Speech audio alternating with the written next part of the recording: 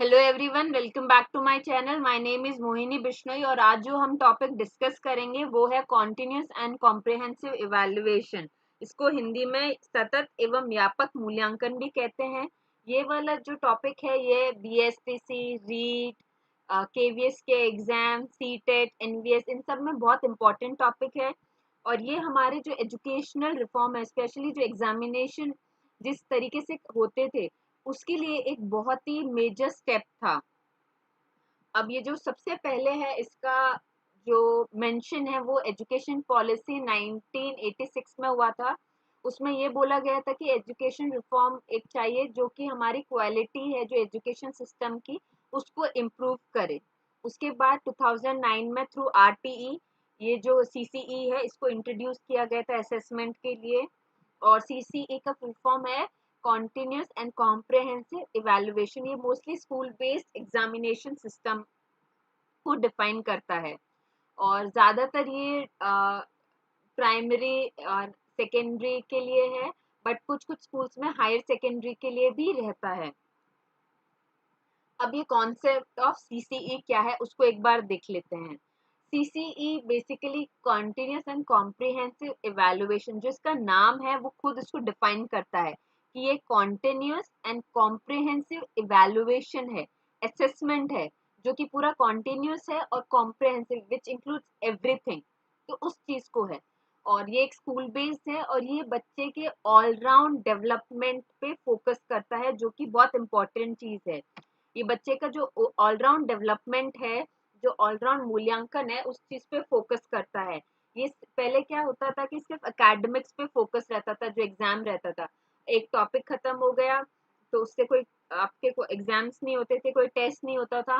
ज्यादा से ज्यादा यूनिट टेस्ट होते थे, फिर हाफ ईयरली होता था और फिर लास्ट में जाके आपका ईयर एंड एग्जाम्स हो जाते थे। इस बीच में कुछ एग्जाम्स नहीं होते थे और आपका कोई स्पोर्ट्स से रिलेटेड एग्जाम्स नहीं होते थे, कोई एक्टिविटी से रिलेटेड एग्जाम्स नहीं होते थे। आपको सिर्फ आपका इंटेलेक्चुअल पार्ट कितना है वही आपका उसी का मूल्यांकन होता था। पर उस चीज को रिफॉर्म किसने, सीसीई ने एक बहुत मेजर चेंज लाया जिसमें बच्चे का पूरा डेवलपमेंट को ध्यान में रखा जाता है, ना कि सिर्फ कॉग्निटिव, उसके साइकोमोटर, उसके अफेक्टिव डोमेन्स को भी एसेस किया जाता है। उसके बाद ये वाला जो प्रोसेस है it includes continuousness in evaluation and covering different aspects of scholastic and post scholastic areas of student growth and development, जो कि मैंने अभी आपको बताया कि ये ना सिर्फ एक एकेडमिक्स पे फोकस नहीं रहता है, ये एकेडमिक बाकी जो को curricular activities, extra curricular activities, जितना भी एक बच्चे का दिनचर्या होता है स्कूल में, हर चीज को असेस किया जाता है, उसके सारे स्किल्स को असेस किया जाता है, उनके वैल्यूज को, उसके एप्टीट्यूड को, उसके एटीट्यूड को, हर चीज को असेस किया जाता है। और ये जो असेसमेंट है ये पूरा कॉन्टिन्यूअस है, तो ये बहुत इंपॉर्टेंट चीज है। अब इसमें जो हमारा सीसीई है इसके दो इंपॉर्टेंट कीवर्ड्स है, कॉन्टिन्यूअस एंड कॉम्प्रिहेंसिव। अब इन दोनों का मतलब क्या है वो एक बार देख लेते हैं। अब कॉन्टिन्यूस का मतलब है कि पूरा कंटिन्यूटी रहेगा, और रेगुलरिटी, कंटिन्यूटी और रेगुलरिटी ये दो इंपॉर्टेंट शब्द है, आप देख लीजिएगा।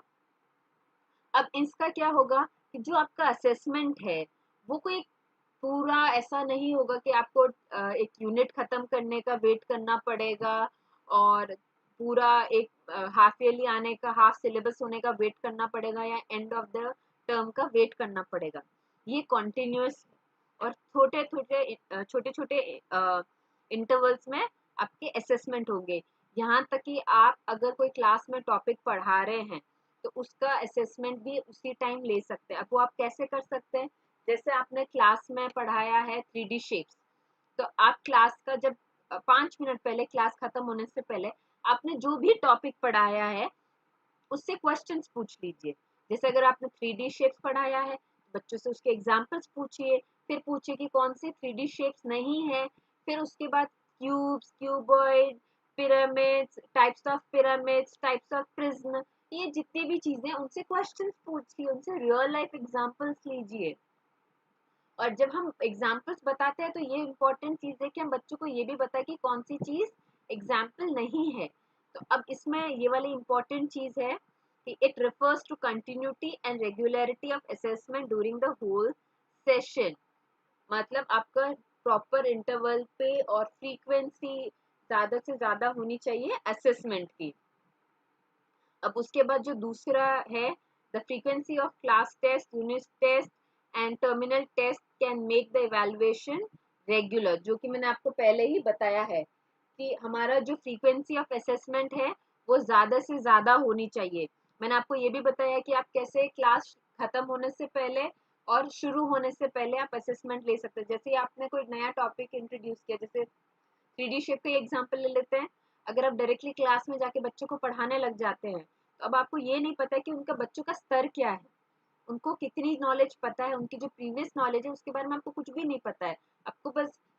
बट अगर आप एक डायग्नोस्टिक टेस्ट ले लेते हैं, अब क्लास शुरू होने से पहले अगर आप एक टॉपिक शुरू होने से पहले डायग्नोस्टिक टेस्ट ले लेते हैं तो उससे क्या होगा कि बच्चों का प्रीवियस नॉलेज का स्तर क्या है आपको वो पता चल जाएगा, और उसके बाद आपको वहां से पढ़ाई स्टार्ट करनी है बच्चों की। तो ये बहुत इंपॉर्टेंट चीज रहता है। और जो उनके क्लास टेस्ट है, यूनिट टेस्ट है, अब आप सोच रहे होंगे कि इतने सारे जब आप टेस्ट ले रहे हो तो एक टीचर करेक्शन कैसे करेगा। तो इसमें आप पीयर करेक्शन को इंट्रोड्यूस कीजिए।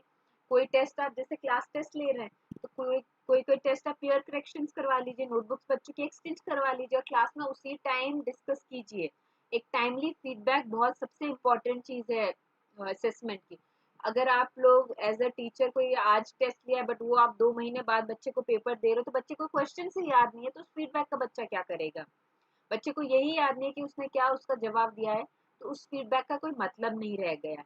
आप जितना टाइमली, जितना फ्रीक्वेंट और जितना जल्द से जल्द फीडबैक देंगे किसी असेसमेंट का तो बच्चे को याद रहेगा, बच्चा अपना करेक्शन करेगा। और आप ये जो जितना जल्दी फ्रीक्वेंटली लेंगे उससे आपका जो टीचिंग मेथडोलॉजी है, टीचिंग टेक्निक्स है, आप उनको भी, आप खुद का भी आपका इसके साथ असेसमेंट हो रहा है तो उसमें भी आप अपने इम्प्रूवमेंट कर सकते हैं। अब जो नेक्स्ट पॉइंट है वो भी इसी चीज को ही डिस्कस करता है। The test may be followed by diagnosis of hard spots of learner and remedial intervention to correct them, जो कि मैंने अभी आपको बताया है कि आपको एक डायग्नोस्टिक टेस्ट लेना है कोई भी टॉपिक स्टार्ट होने से पहले, कॉन्सेप्ट स्टार्ट करने से पहले, तो बच्चों का जो वीक पॉइंट है जहाँ पे वो डिफिकल्टी फेस कर रहे हैं वो आपको पता चल जाएगा। और एक बार जब आपको पता चल गई है तो उनके रेमेडियल इंटरवेंशन आपको बनाने पड़ेंगे उनको करेक्ट करने के लिए। आप उस चाहे जैसे अगर किसी बच्चे को आप 3D पढ़ा रहे हैं बट उसको 2D शेप के बारे में ही नहीं पता है तो आप 3D शेप्स कैसे पढ़ा सकते हैं। तो पहले आपको एक बार 2D शेप फिर से पढ़ाना पड़ेगा। अब फिर से पढ़ाने का मतलब ये नहीं है कि आप बहुत ज्यादा उस पर टाइम लगाएं, बट ऐसा भी नहीं है कि आपने एक दिन में ब्रश कर लिया। आपको एक सफिशिएंट टाइम पीरियड उसको देना पड़ेगा, बच्चों के स्तर उस तक लाना पड़ेगा कि वो रेडी हो 3D शेप को समझने के लिए। तभी आपका जो पूरा टीचिंग प्लान है, जो टीचिंग लर्निंग प्रोसेस है वो सक्सेसफुल रहेगा। Then retesting and getting timely feedback may help the teachers and students for their self evaluation। ये टॉपिक भी जो मैंने अभी आपको बताया था कि एक टाइमली फीडबैक कितना ज़्यादा ज़रूरी होता है, और ये सिर्फ एक स्टूडेंट का नहीं बल्कि एक टीचर का भी सेल्फ इवेल्युएशन रहता है। वो ऐसा रहेगा जैसे अगर मैंने अभी क्लास में जाके पढ़ाया है तो अगर ज्यादातर बच्चों को वो चीज समझ ही नहीं आई है तो मतलब मुझे मेरे पढ़ाने का तरीका चेंज करना चाहिए। मे बी उसमें कुछ एग्जाम्पल्स और ऐड करूँ, मे बी मैं अपना तरीका चेंज करूँ, टेक्निक चेंज करूँ, मेथड चेंज करूँ, तो वो आपका एक self evaluation of your teaching रहेगा। तो ये भी एक बहुत इंपॉर्टेंट चीज है। अब नेक्स्ट है कॉम्प्रहेंसिव। कॉम्प्रहेंसिव का मतलब है विच इंक्लूड्स एवरीथिंग। अब इसमें क्या है, comprehensive refers to the areas of assessment which includes both scholastic and post-scholastic aspects of students' growth, helping all-round development। इसका मतलब यही हुआ कि ये कॉम्प्रहेंसिव असेसमेंट इसलिए है बिकॉज ये सिर्फ एकेडमिक्स पे फोकस नहीं कर रहे हैं, वो सिर्फ स्कॉलास्टिक एक्टिविटीज पे नहीं फोकस कर रहे हैं, ये आपके पोस्ट स्कॉलास्टिक एस्पेक्ट्स पे भी उतना ही ज्यादा फोकस कर रहे हैं। और अगर आपके ये दोनों पे फोकस रहेगा तो ही बच्चों का ऑलराउंड डेवलपमेंट पॉसिबल है, तो ही बच्चे का एक होलिस्टिक डेवलपमेंट पॉसिबल है।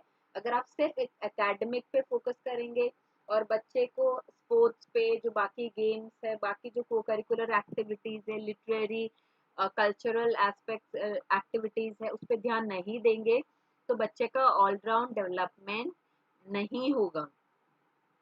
अब स्कॉलस्टिक एक्टिविटीज में क्या होता है, scholastic aspects include curricular areas और सब्जेक्ट स्पेसिफिक एरियाज। अब इसमें मोस्टली सब्जेक्ट स्पेसिफिक और करिकुलर एरियाज रहते हैं जो हम लोग क्लासरूम में पढ़ते हैं, जैसे science, math, physics, history, geography, EVS, Hindi, English. तो ये सारे चीज आपके जो सब्जेक्ट स्पेसिफिक एरियाज है वो आएगा। और पोस्ट क्लास्टिक में आपके एस्पेक्ट्स इंक्लूड लाइफ स्किल्स, को करिकुलर एक्टिविटीज, एप्टीट्यूड्स, वैल्यूज। इसमें आपके जो लाइफ स्किल्स है, जो आपके लाइफ की तरफ एटीट्यूड है, आपको किसी सब्जेक्ट की तरफ एप्टीट्यूड है, किसी स्पोर्ट्स की तरफ, डांस की तरफ, सिंगिंग की तरफ, आप नाम लीजिए और वो चीज इस पोस्ट क्लास्टिक में इंक्लूडेड है। तो ये इस इवैल्यूएशन जो सीसीई है उसका बहुत इंपॉर्टेंट है कि ये ना सिर्फ आपके स्कोलास्टिक बट ये आपके कोस्कोलास्टिक एरियाज को भी कवर करता है। अब अगला पॉइंट देख लेते हैं, एस्पेक्ट्स ऑफ सीसीई। ये दो एस्पेक्ट्स हैं, एक तो है स्कोलास्टिक एस्पेक्ट और दूसरा है कोस्कोलास्टिक एस्पेक्ट। अब स्कोलास्टिक में जो पहला पॉइंट है वो क्या है, cognitive growth in subject specific areas are covered. अब जो स्कोलास्टिक है उसमें कॉग्निटिव ग्रोथ कवर की जाती है सब्जेक्ट स्पेसिफिक, जैसे आपके स्कूल सब्जेक्ट्स हैं math, science, physics, history, English, economics, accounts, इन सब में जो आपकी कॉग्निटिव ग्रोथ है इसको कवर किया जाता है। वेयर एज जो आपका पोस्ट क्लास्टिक एस्पेक्ट है वो आपके इफेक्टिव, देन साइकोमोटर, इन सारे एरियाज को कवर किया जाता है। अब इफेक्टिव में क्या आ जाएगा, आपका इफेक्टिव डोमेन में आपके फीलिंग्स, इमोशंस, एटीट्यूड्स ये सारे आ जाएंगे। और जो साइकोमोटर डोमेन है उसमें आपके क्या आ जाएगा, physical movement, coordination, motor skills, इसमें आपके जो स्पीच, प्रिसाइजेशन, एस्टिमेशन, ये जितने भी चीजें हैं वो सब इसमें आ जाएंगे आपके। तो और जो अभी दूसरा पॉइंट है वो scholastic areas are meant for intellectual growth. जो इंटेलेक्चुअल ग्रोथ मोस्टली ये आपके इंटेलेक्ट को बढ़ाते हैं, इंटेलेक्ट को। वेयर जो हमारे पोस्ट क्लास्टिक एरियाज है are required to develop physical growth, development of social personal qualities, interest, attitudes and values। जबकि कोक्लास्टिक है वो हमारे फिजिकल ग्रोथ। अब ये फिजिकल ग्रोथ क्यों है, क्योंकि स्पोर्ट्स से रिलेटेड है, गेम से रिलेटेड है। अगर आप स्वस्थ नहीं होंगे तो आपका फिजिकल ग्रोथ कैसे होगा, अगर आप कोई फिजिकल एक्टिविटीज नहीं कर रहे तो आपका फिजिकल ग्रोथ कैसे होगा। इसलिए आपको गेम्स एंड स्पोर्ट्स भी इंक्लूड करना बहुत ज्यादा जरूरी है। Then development of social personal qualities, ये भी एक बहुत इम्पॉर्टेंट चीज है। मैंने कहीं न्यूज़पेपर में एक बार कोई एडिटोरियल था उसमें पढ़ा था कि जितने भी इंजीनियरिंग ग्रेजुएट्स बाहर निकलते हैं हर साल, उसमें से बहुत कम होते हैं जो एम्प्लॉयबल है। उनके कम्युनिकेशन स्किल्स बहुत ज़्यादा लैक करते हैं, लाइफ स्किल्स को वो लोग लैक करते हैं। मतलब उनको सिर्फ रटने की मशीन बना दिया गया है।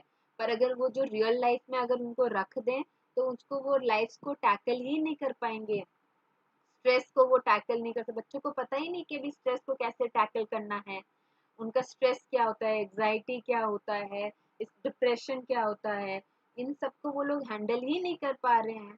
इसी वजह से जो अभी मेंटल हेल्थ है, अभी बहुत ज़्यादा बच्चों की जो मेंटल हेल्थ है उस पर भी एम्फेसाइज किया जा रहा है, क्योंकि ये भी एक बहुत इम्पोर्टेंट चीज़ है एक वेलबींग ऑफ अ स्टूडेंट के लिए। Then next point है, the scholastic areas can be tested through written and oral test, cycle test, activity test, daily class performances।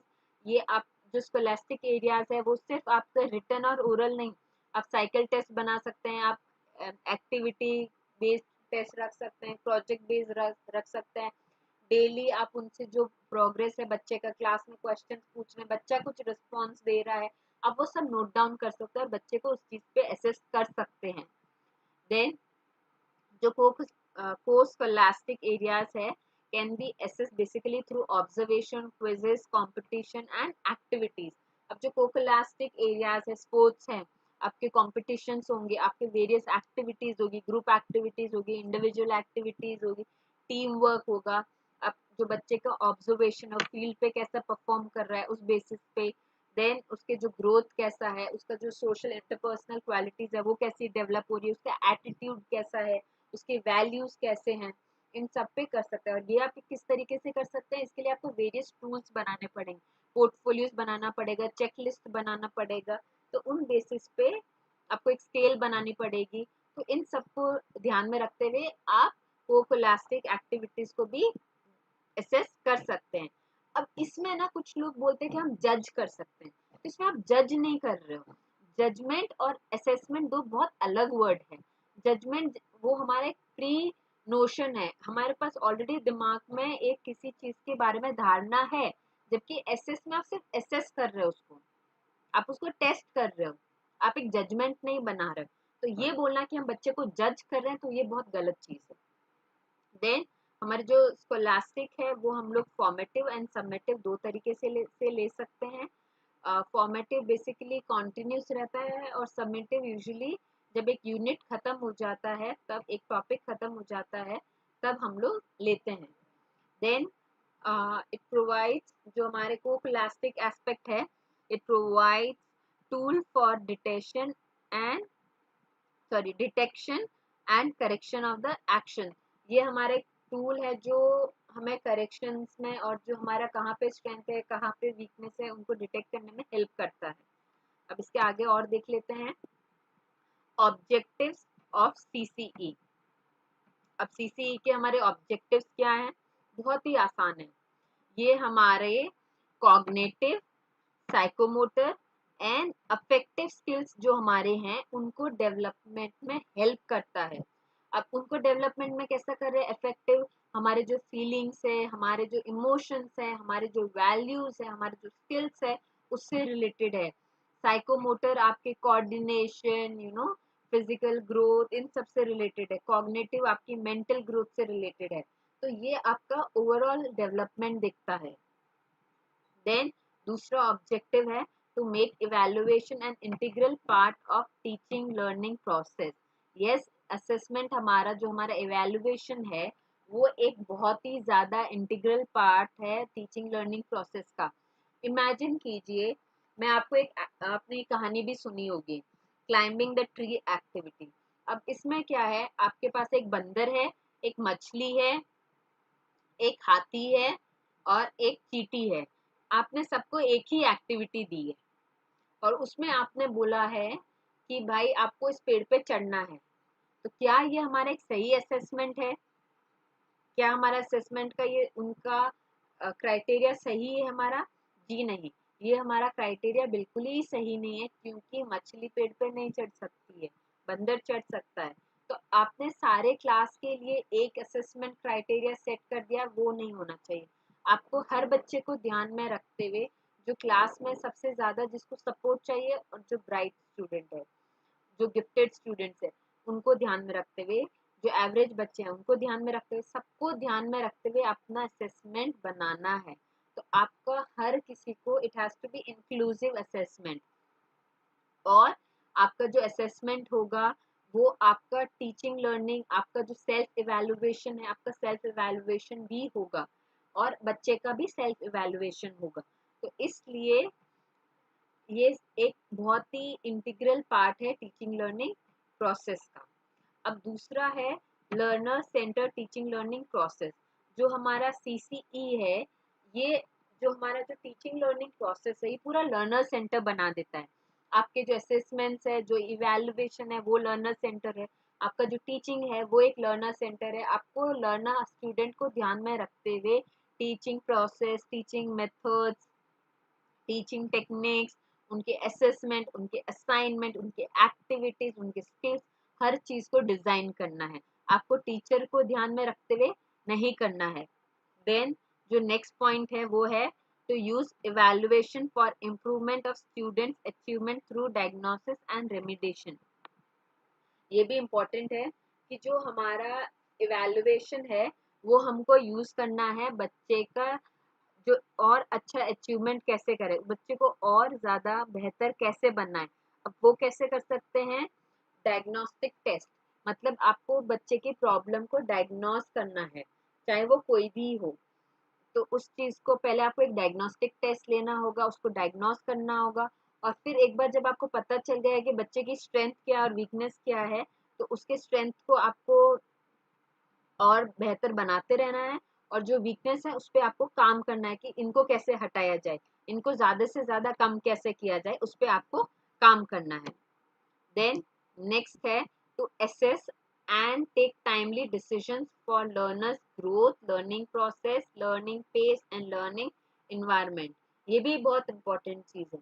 जब आप एक assessment कर रहे हैं तो आपको timely feedback, timely decision लेना पड़ेगा कि उस बच्चे का growth कैसा है, उसका जो learning process है वो कैसा है, उसका जो learning pace है वो कैसा है, जो आप एक learning environment provide करवा रहे हैं वो अच्छा है कि नहीं है।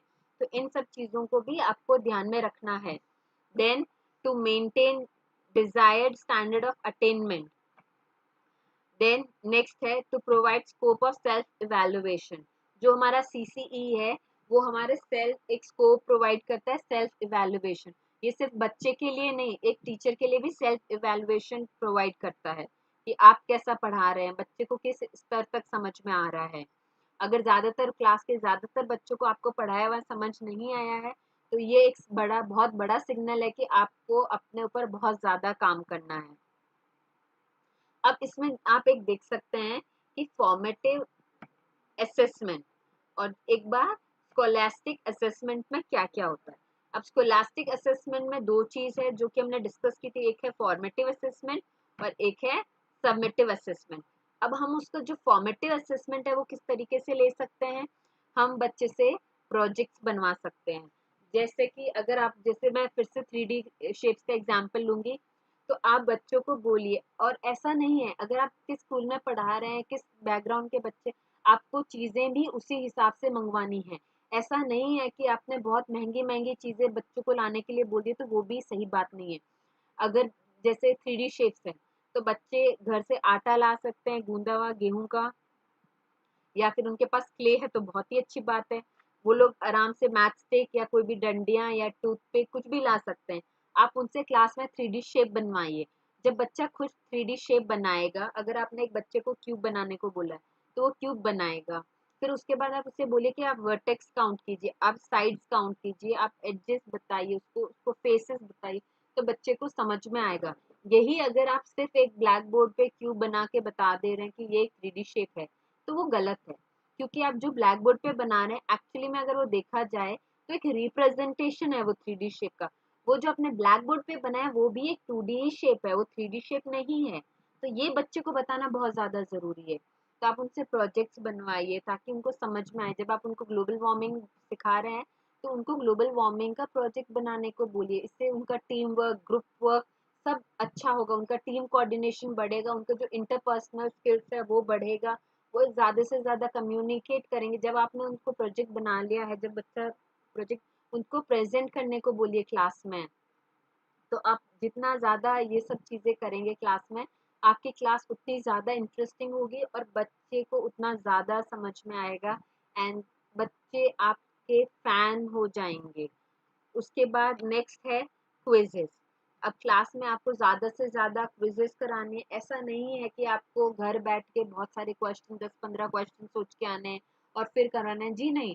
आपने सिंपल एक जैसे टॉपिक क्यूब पढ़ाया, अब बच्चे का उसी टाइम क्विज ले लीजिए। क्यूब के कितने वर्टाइसेस है, अगर मैं 6 बोलूं 6 सही है कि नहीं है, तो सही उत्तर क्या होगा, इसके एडजेस क्या है, उसके साइड्स क्या है, फेसेस क्या है। अब क्यूब को छोड़ के अगर मैं क्यूबॉइड ले लूं तो क्या होगा, तो बच्चे को सोचने पे मजबूर होगा कि क्यूब और क्यूबॉइड में क्या अंतर है, क्योंकि उनके जो वर्टाइसेस है, उनके फेसेस है, वो सब सेम रहेंगे, बट उनका जो साइज है वो चेंज हो जाएगा, क्योंकि एक क्यूब के सारे फेसेस इक्वल होंगे, वेरेस जो क्यूबॉइड है उसके ऑपोजिट फेसेस इक्वल रहेंगे। तो आपको बच्चे को ये सब चीजें बतानी है।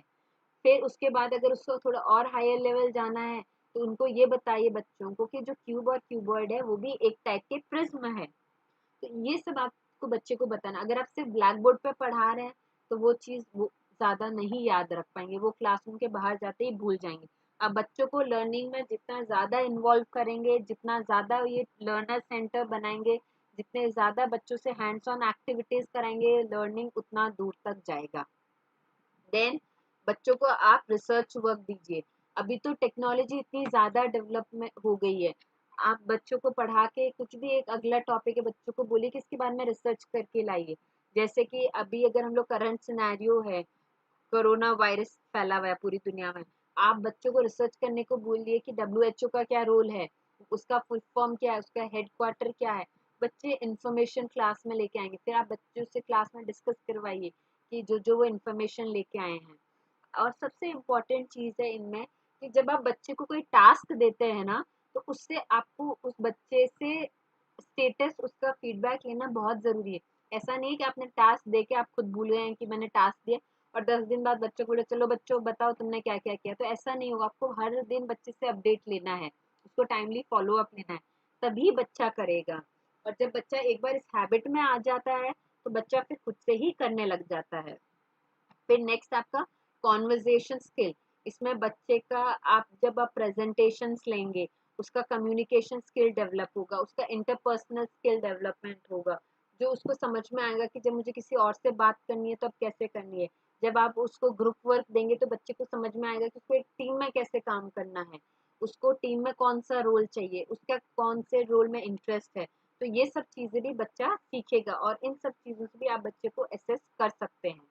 देन बच्चे को असाइनमेंट्स दीजिए, ज़्यादा से ज़्यादा असाइनमेंट दीजिए, उसके ओरल क्वेश्चंस पूछिए और इन सब पे आपका फॉर्मेटिव असेसमेंट भी साथ के साथ होता रहेगा।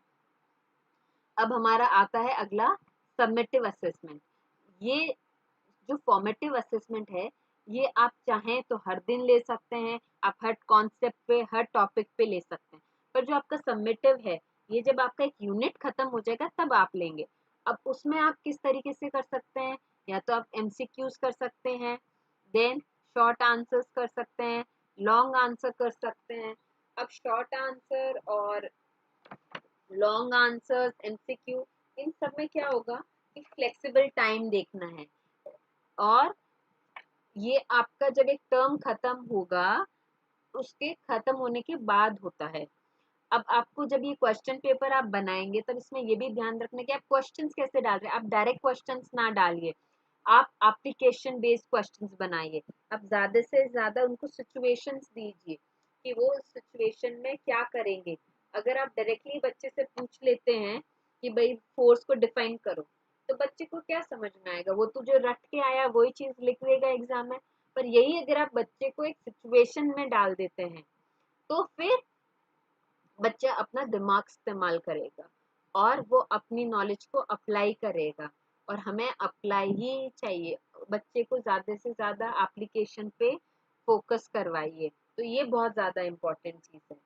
आप सबमिटिव असेसमेंट भी जरूरी नहीं है कि पेन एंड पेपर हो, इसमें भी आप कोई असाइनमेंट सोच सकते हैं।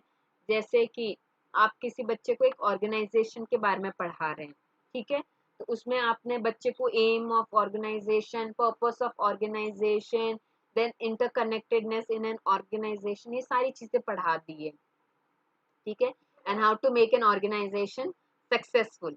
अब लास्ट में जाके इस बीच में आपने उसका फॉर्मेटिव असेसमेंट भी ले लिया, आपने उससे क्विजेस करवा लिए हैं, रिसर्च वर्क करवा लिया है, ओरल क्वेश्चंस करवा लिए हैं, असाइनमेंट करवा लिया है, उससे प्रेजेंटेशंस करवा लिए। अब आप इसका जो सबमिटिव है आप इस तरीके से भी ले सकते हैं, रोल प्ले से। आप बच्चे को एक सिचुएशन दे सकते हैं कि भाई आप स्कूल में कोई भी रोल अपना चूज कर लीजिए। जैसे स्कूल में इतने सारे लोग रहते हैं, प्रिंसिपल है, हेडमास्टर है, टीचर्स है, HM है, आपके पियोन्स है, जो नॉन एकेडमिक स्टाफ है, नॉन टीचिंग स्टाफ, आपके जो हेल्पर्स हैं जो काम करने आते हैं, खाना बनाने के लिए, झाड़ू पोछा करने के लिए, आपके जो वॉचमैन है, गेटकीपर है, इन सब का कोई भी आप रोल लीजिए और बच्चे को बोलिए कि वो रोल में आपके क्या काम है, ऑर्गेनाइजेशन के प्रति आपके क्या ड्यूटीज है, क्या रिस्पॉन्सिबिलिटीज है। आप बच्चे को वो प्रेजेंट करने को बोलिए, रोल प्ले बोल दीजिए। तो ये भी एक सबमिटिव असेसमेंट हो सकता है। जैसे अगर किसी बच्चे ने अगर प्रिंसिपल का रोल लिया है, तो बच्चे को पता होना चाहिए कि प्रिंसिपल को क्या क्या काम करने पड़ते हैं, उनको मीटिंग्स लेनी पड़ती है, उनको सारा स्टाफ का कारोबार देखना पड़ता है, उसके बिल्स बनाने देखने पड़ते हैं, बिल्स को फाइनल करना पड़ता है, उनको डिफरेंट वर्कशॉप्स अरेंज करवानी पड़ती है, टीचर्स को स्टाफ को ट्रेनिंग देनी पड़ती है। तो ये सारे रोल्स उनको पता होने चाहिए बच्चे को। तो इस तरीके से आपको बच्चे को पढ़ाना है, और इस तरीके से जो डिफरेंट डिफरेंट तरीके हैं आपको सबमिटिव और फॉर्मेटिव असेसमेंट लेने हैं। अब अगला हम लोग और देख लेते हैं। अब जो ये वाली बात हो गई, ये सारी बातें तो हमारी हो गई स्कोलास्टिक असेसमेंट की, मतलब सब्जेक्ट स्पेसिफिक असेसमेंट की बात हो गई। अब कोक्लास्टिक असेसमेंट किस तरीके से लिया जाएगा। अब कोक्लास्टिक में तो आपकी इतनी सारी चीजें आ जाएगी। सबसे पहले है लाइफ स्किल्स। अब लाइफ स्किल एक बहुत ही इंपॉर्टेंट चीज है। अब जैसे कि मैंने आपको बताया था कि अभी हम लोग इतने सारे ग्रेजुएट्स निकाल रहे हैं, बट उसमें से बहुत थोड़ी संख्या के हैं जिनको एक्चुअली में हम एम्प्लॉय कर पा रहे हैं। अगर हम लोग टीचर्स का भी स्टेटस देखें, इतने सारे बीएड कॉलेजेस ओपन हो गए हैं, इतने सारे बीएड ग्रेजुएट्स निकल रहे हैं, बट इनमें से कितने लोग हैं जो एक्चुअली में क्लास में जाके पढ़ा पा रहे हैं। और एक टीचर बनने के बाद कितने लोग हैं जो प्रेशर हैंडल कर पा रहे हैं। कितने लोग थोड़े टाइम ज्वाइन करने के बाद बोल देते कि मुझसे तो अभी ये हो ही नहीं रहा है। तो वो स्किल्स जो एक लाइफ स्किल्स है, वो सारे जो लाइफ वैल्यूज हैं, वो एक बच्चे में डेवलप करनी बहुत ज़्यादा ज़रूरी है। उनको सिखाना ज़रूरी है कि आपको आगे लाइफ में क्या करना है, कैसे करना है, जो वेरियस सिचुएशंस आएंगी उनको कैसे सॉल्व करना है। आपको प्रॉब्लम सॉल्विंग एप्टीट्यूड होना चाहिए, आपको एक क्रिटिकल थिंकर होना चाहिए, आप लाइफ को समझा सकें। फिर उसके बाद बच्चे की थिंकिंग स्किल को डेवलप करना है, उसको creative thinking, critical thinking, problem solving, decision making, ये सारी स्किल्स को आपको बार बार ऐसे सिचुएशन में बच्चे को डालना है जिससे उसकी ये सारी, वो किसी चीज को क्रिटिकली सोच पाए, उसके क्रिएटिव सॉल्यूशंस निकाल पाए, वो प्रॉब्लम को सॉल्व कर पाए, और प्रॉब्लम का सोल्यूशन आने के बाद वो डिसीजन ले पाए। डिसीजन मेकिंग बहुत इंपॉर्टेंट है। हम प्रॉब्लम के सोल्यूशन तो हम सब निकाल लेते हैं, पर हम में से कितने लोग हैं कि वो सोल्यूशन निकलने के बाद हम उसको इम्प्लीमेंट कर हम डिसाइड कर पाते हैं कि ओके मैं ये वाला अपना डिसीजन लेने वाला हूँ, और मैं चाहे ये गलत हो सही हो, मैं इसी को स्टिक करूंगा। कितनी बार ऐसा होता है कि आप 11th 12th के बाद, स्पेशली 12th के बाद आप कोई सब्जेक्ट लेना चाहते हैं जिससे आप रिसर्च में जाना चाहते हैं, पर आपको फिर जो आसपास के लोग हैं वो बोलते हैं कि इसमें तो बहुत टाइम लगेगा, इसमें फ्यूचर पता नहीं क्या है, आपको इतना पढ़ना पड़ेगा, पता नहीं आप कैसे करेंगे, क्या करेंगे, जॉब अपॉर्चुनिटीज बहुत कम है। तो फिर अगर आप उन सब की बातें सुन के आप अपना डिसीजन चेंज करते हैं, तो ये सही नहीं है। आपको अपना डिसीजन अगर आपने कोई लिया है तो उसको सोच विचार करके उसको स्टिक कीजिए। आपको बच्चे को ये सिखाना है। देन जो हमारे सोशल स्किल्स है, बच्चों को कम्युनिकेशन है, इंटरपर्सनल स्किल है, एक जो बिहेवियर स्किल्स है कि आप किसी और से किस तरीके से बात करेंगे, वो सिखाना है। उसके बाद emotional skills, dealing with emotions, dealing with stress, self awareness, ये भी एक बहुत ज़्यादा इम्पॉर्टेंट चीज़ है। बिकॉज आजकल के जो बच्चों का मेंटल हेल्थ है ये बहुत ही खराब हो गया है बिकॉज ऑफ द स्ट्रेस। क्योंकि बोर्ड एग्जाम्स का इतने स्ट्रेस हो गया है कि अगर आप बोर्ड में फेल हो गए या अच्छे मार्क्स नहीं आए तो आपकी पूरी जिंदगी ही खत्म हो गई है। तो ऐसा कुछ नहीं है। बच्चों को आपको समझाना है कि आपको अगर अच्छे मार्क्स नहीं भी आ रहे हैं तो और कितने सारे ऑप्शंस हैं जिनमें आप अच्छा कर सकते हैं। बच्चों को वो ऑप्शंस बताने, उनको वो ऑप्शंस आप कोलास्टिक एक्टिविटीज के थ्रू ही बता सकते हैं। उनको आप बताइए कि अगर आप कोई एक चीज अच्छा नहीं कर रहे हैं तो किसी और चीज में बहुत ज्यादा अच्छा कर रहे हैं। अगर आपके क्लास में ऐसे बच्चे हैं जो स्पोर्ट्स में बहुत ही ज्यादा अच्छे हैं तो आप उनको सपोर्ट कीजिए। कभी कभी मैंने काफी बार देखा कि टीचर बच्चों को डराते हैं, अगर तुमने इसमें गए हो तुम इतने सारे क्लास मिस करोगे, तुम फेल हो जाओगे, तुम ये हो जाओगे। तो आपको ये सब चीजें नहीं करनी, आपको उस बच्चे को सपोर्ट करना है कि कोई बात नहीं, तुम्हें स्पोर्ट्स पसंद है, तुम स्पोर्ट्स में जाइए, बट आपको एक पास होने के लिए कितने मार्क्स आने चाहिए वो आप बच्चे की उतनी मेहनत करवा दीजिए कि वो बच्चा पास हो जाए, फेल ना हो। क्योंकि वो बाद में स्पोर्ट्स में तो कुछ अच्छा कर ही लेगा। आजकल हम लोग ये भी देख रहे हैं कि कितने सारे बच्चे हैं जो सुसाइड करते हैं। वो इसीलिए कर पाते हैं क्योंकि जो उनके इमोशंस है, वो जो स्ट्रेस है लाइफ में, वो उनको डील नहीं कर पा रहे, जो उनका एग्जाइटी लेवल है वो बहुत ही हाई है। तो आपको बच्चे को सिखाना है कि अगर कोई फेलियर है तो वो किस तरीके से डील करें। ज़रूरी नहीं है कि वो हमेशा सक्सेस सक्सेस सक्सेस ही उसको मिलती रहेगी। अगर कहीं रोड ब्लॉक है तो इसका मतलब ये नहीं है कि दुनिया खत्म हो गई है, उसको वो रोड ब्लॉक को है दूसरा दरवाजा किस तरीके से वो खोल सकता है, जिंदगी में कुछ और भी अच्छा कर सकता है।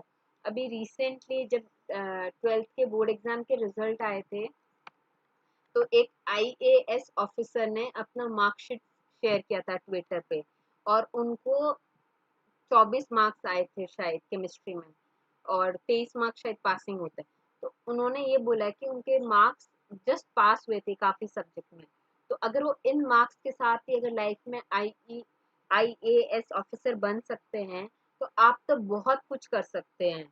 तो इसलिए आपको खुद को पता होना चाहिए, अपने खुद के बारे में पता होना चाहिए कि आपके पॉजिटिव्स क्या है, आपके वीक पॉइंट्स क्या है, आपका स्ट्रेंथ किस चीज में है। आपको अपने वीकनेस को कम करना है और स्ट्रेंथ पे फोकस करनी है, उसको और स्ट्रांग बनाना है। देन आपको वैल्यूज डेवलप करनी है, आपको कल्चरल वैल्यू, एस्थेटिक वैल्यू, बच्चों के जो वैल्यूज है, उनके जो एटीट्यूड्स है, वो सारे डेवलप करने हैं।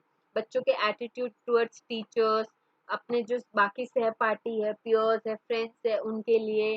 देन स्कूल प्रोग्राम्स के लिए, उनका जो अगल बगल का इन्वायरमेंट है उन सब के लिए, इस सब चीज़ों को ध्यान में रखना है। उसके बाद आप स्कूल में डिफरेंट क्लब बना लीजिए। उसके बाद आप क्लब्स जैसे कि कौन से हो सकते हैं, साइंस क्लब हो सकते हैं, मैथ क्लब हो सकते हैं, बैडमिंटन क्लब हो गया, क्रिकेट क्लब हो गया, स्काउट्स एंड गाइड्स हो गए, एनसीसी हो गया, एनएसएस हो गया। ये सारी चीजें आप कर लीजिए और इससे आप बच्चे को एसेस कर सकते हैं। उसके बाद साइंटिफिक, उनका जो साइंटिफिक एक्टिविटीज है, उनका जो साइंटिफिक एप्टीट्यूड है, जो साइंटिफिक थिंकिंग है, उस चीज को भी डेवलप करना है। उनके जितने भी को करिकुलर एक्टिविटीज होते हैं, डांस हो गए, ड्रामा हो गया, सिंगिंग हो गया, इन सबको भी, literary activities, all the creative activities, painting, art and craft, ये सारी चीजें। देन एस्थेटिक एक्टिविटीज, इन सबको, ये जितने भी कोकुलास्टिक एक्टिविटीज है, इनका असेसमेंट आपको करना है। आप किस तरीके से कर सकते हैं, आप जो उनके जो लाइफ स्किल्स हैं उस बेसिस पे वो किस तरीके से डेवलप करें, किस तरीके से प्रोग्रेस कर रहे हैं।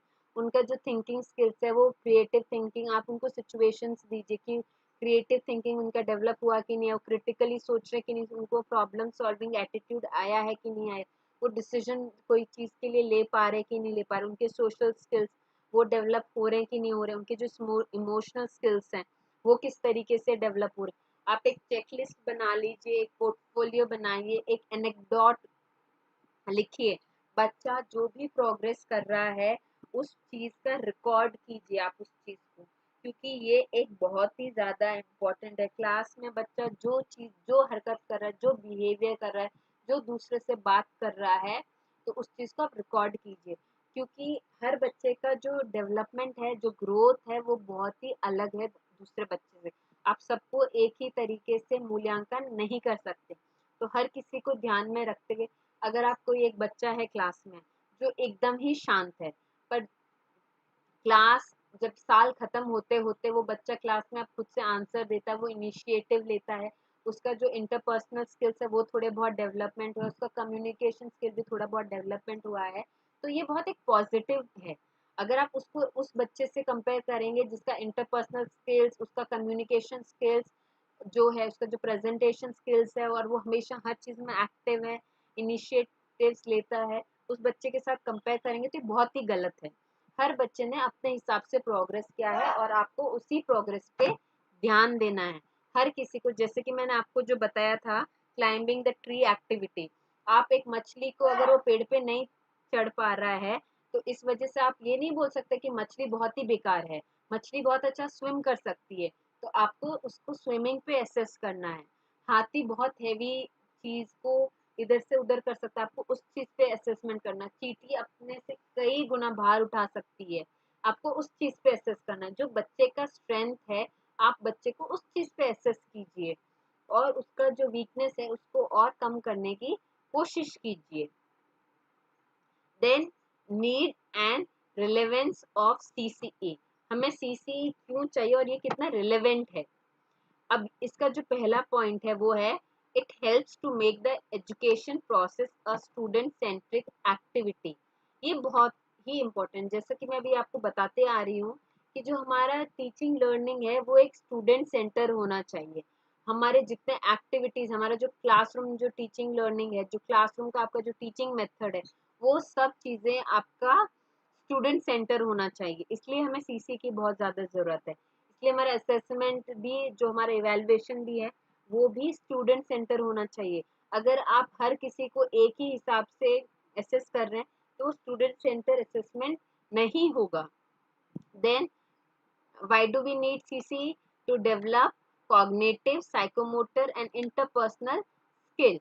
अब cognitive उसका intellectual skills, psychomotor में आपके सारे जो coordination हो गया, speed, accuracy, estimation, जितने भी चीजें, physical growth, ये सब चीजें आ गई। फिर आपका जो effective domain है वो भी उसको develop करवाना है। उसका जो interpersonal skills है, interpersonal skills क्या होगा? Behavior and tactics used by a person to interact with others effectively। हम दूसरों के साथ कैसा हमारा बिहेवियर है, हमारे किस तरीके के बात करने का ढंग है, हम कैसे दूसरों के साथ उठ बैठ रहे हैं, वो सारे स्किल्स को डेवलप करना भी जरूरी है। Then again why do we need CCE?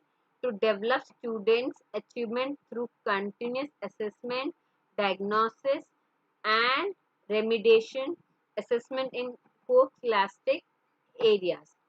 Sorry, या तो इन सब चीजों के लिए भी हमें सीसीई चाहिए, क्योंकि एक कॉन्टिन्यूस असेसमेंट होगा बच्चों का डायग्नोस्टिक होगा, और उसके बाद उनका रेमिडेशन भी होगा कि उनका सोल्यूशन क्या है, बच्चों को कैसे और अच्छा बनाया जाए, उनका डेवलपमेंट कैसे कराया जाए, और असेसमेंट इन कोकोलास्टिक एरियाज, ये भी एक इम्पॉर्टेंट चीज है, एस्पेक्ट है कि हमें सीसीई क्यों चाहिए। क्योंकि इससे पहले सिर्फ एकेडमिक पे फोकस रहता था, और सीसीई के बाद में हमारे स्कोलास्टिक एंड कोकोलास्टिक एरियाज दोनों में उतना ही इम्पोर्टेंस दिया जाता है। देन नेक्स्ट है to it helps teachers to organise effective teaching strategies. Yes, ये भी बहुत इंपॉर्टेंट पॉइंट है। ये इंपॉर्टेंट क्यों है? क्योंकि आप कॉन्टिन्यूस एंड कॉम्प्रिहेंसिव इवेल्युएशन रहेगा, कंटिन्यूस इवेल्युएशन रहेगा, तो आप अपने आप को सेल्फ इवेल्युएट कर सकते हैं। अगर आपने एक क्लास में टॉपिक पढ़ाया और क्लास खत्म होने से पहले बच्चों से आपने क्वेश्चन पूछा, ज्यादातर बच्चे 90% बच्चे अगर आपके आंसर नहीं दे पा रहे, तो आपको उसी टाइम सोचना चाहिए कि ओके, मुझसे क्या गलती हुई है, क्या मेरा पढ़ाने का तरीका सही नहीं था, क्या मैंने कंटेंट बहुत ज़्यादा बता दिया एक ही पीरियड में, क्या मैं बच्चों को कंटेंट सिंप्लीफाई नहीं किया, या कंटेंट बहुत ज़्यादा डिफिकल्ट हो गया बच्चों के लिए। तो आपको इन सब के लिए भी सेल्फ रिफ्लेक्ट करना है, और अगले दिन क्लास में आपको इन सब चीज़ों पे ध्यान देना है। अगर बच्चे को कंटेंट समझ में नहीं आया तो उसको और सिंपल तरीके से उसको कंटेंट को ब्रेक करना है, उसको सिंप्लीफाई करना है, बच्चों के स्तर का बताना है, उस बच्चों के स्तर तक लेके आना है, और फिर बच्चों को समझाना है।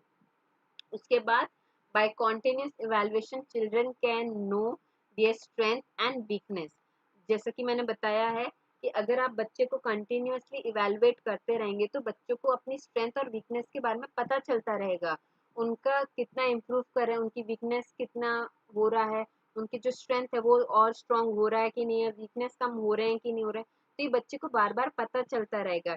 इसमें आप उनका पीयर असेसमेंट करवा सकते हैं, पीयर इवेल्युएशन करवा सकते हैं, सेल्फ इवेल्युएशन करवा सकते हैं। आप अपने कोई भी डिफरेंट इवेल्युएशन टेक्निक्स को इंक्लूड कर सकते हैं। आप इसमें ज़्यादा से ज़्यादा टेक्नोलॉजी को भी इन्वॉल्व कर सकते हैं। आजकल कितने ऑनलाइन क्विजेस रहते हैं, कितने ऑनलाइन गेम्स रहते हैं असेसमेंट के लिए, आप उनको भी इंक्लूड कर सकते हैं। Then it provides the child a realistic self-assessment of how she or he is studies. It helps a learner to determine the areas of instruction in where more emphasis is required. अब इसमें क्या होगा कि जब बच्चे को पता चलेगा कि इसका वीकनेस ये है, जब आप उसका एक कॉन्टिन्यूस इवेल्युएशन लेते रहेंगे, उसका डायग्नोस्टिक टेस्ट लेंगे, तो पता चलेगा कि अच्छा ये मेरा वीक पॉइंट है, मुझे इस चीज़ पे और वर्क करना है, इस पे ज़्यादा मुझे और मेहनत करनी है, इस पे और ज़्यादा एम्फेसाइज करना है। और मेरा सेल्फ जो बच्चा है वो अपना खुद का सेल्फ इवेल्युएशन करता रहेगा, सेल्फ असेसमेंट करता रहेगा अपने पढ़ाई की तरफ। अब जो अगला पॉइंट है, इट हेल्प्स सॉरी कहाँ पे थे हम लोग, हाँ, it helps in making decisions for the future regarding choice of subject, courses and careers. ये भी एक बहुत इंपॉर्टेंट है। अब बच्चे का जो कि मैं बता रही थी, जो स्पोर्ट्स में बहुत अच्छा है, उनको स्पोर्ट्स में अपना करियर बनाने दीजिए। जरूरी नहीं है कि उनका एकेडमिक्स भी अच्छा हो। अगर कोई सिंगिंग में अच्छा है तो उनको सिंगिंग में बनाए, कोई डांस बहुत ज्यादा अच्छा तो उनको डांस में करने दीजिए। कोई क्रिकेट अच्छा खेलता है, कोई दौड़ता बहुत अच्छा है, कोई ड्राइंग बहुत अच्छा करता है, कोई आर्ट एंड क्राफ्ट में बहुत ज़्यादा अच्छा है, कोई बोलने में बहुत ज़्यादा अच्छा है, कोई पोयम बहुत ज़्यादा अच्छे से बोलता है, तो उनकी वो स्किल्स को डेवलप कीजिए। और बाद में उनके जो फ्यूचर चॉइस ऑफ कोर्स होंगे, करियर्स होंगे, उसमें हेल्प होगा। और अब इस चीज़ के लिए हमारा जो NPE नेशनल एजुकेशन पॉलिसी आई है, वो भी बहुत, जो अभी हमारी न्यू एजुकेशन पॉलिसी आई है 2020, इस चीज़ को बहुत अच्छे से उसमें इंक्लूड किया गया है कि जो बच्चों का चॉइस ऑफ करियर है, जो वो डिग्री को सिलेक्ट करते हैं बट उसके बाद उनको थोड़ा रियलाइज होता है कि वो इतना अच्छा नहीं कर रहे हैं, तो उससे वो एग्जिट ले सकते हैं। तो वो मल्टीपल एंट्री एग्जिट पॉलिसी भी लेके आए हैं, मल्टी डिसिप्लिनरी भी लाए हैं। अगर कोई बच्चा फिजिक्स पढ़ रहा है तो उसके साथ वो डांस कर सकता है, उसके साथ वो हिस्ट्री पढ़ सकता है, ज्योग्राफी पढ़ सकता है। तो अभी काफ़ी अच्छे रिफॉर्म्स आएंगे हमारे NPE 2020 से, नेशनल एजुकेशन पॉलिसी 2020 की वजह से। तो ये सब बहुत इम्पोर्टेंट है। और इसमें अब आपको क्या करना है, एग्जाम से रिलेटेड इसमें आप किस तरीके से तैयारी कर सकते हैं। आप इस तरीके से कर सकते हैं कि आपको ध्यान में रखना है कि आप एक एज अ स्टूडेंट आपको आंसर्स नहीं अटेम्प्ट करने, आपको एज अ टीचर सोचना है कि एज अ टीचर आप किस तरीके से करेंगे। अगर आप क्लास में कोई टॉपिक पढ़ा रहे हैं तो आप उस टीचर की जगह पे होते तो आप कैसे करते उस चीज को, और आप अगर उस सिचुएशन में अगर आप रहते तो आप किस हिसाब से उसको करते। तो आपको एज अ टीचर बन के अपने सारे क्वेश्चंस को अटेम्प्ट करना, आपको उसे एक टीचर की तरीके से सोचना है। और ये काम आप आज से ही स्टार्ट कीजिए। आज से ही आप जब भी कोई सिचुएशन देखते हैं रैंडमली, तो आप एक टीचर होते तो उस जगह पे क्या करते, आपको उस हिसाब से सोचना है। तो आई होप आपको हमारा वीडियो पसंद आया। With this bye bye everybody, हम अगले वीडियो में मिलते हैं। तब तक के लिए bye everybody, take care and अपने एग्जाम के लिए प्रिपेयर करते रहिए। All the best.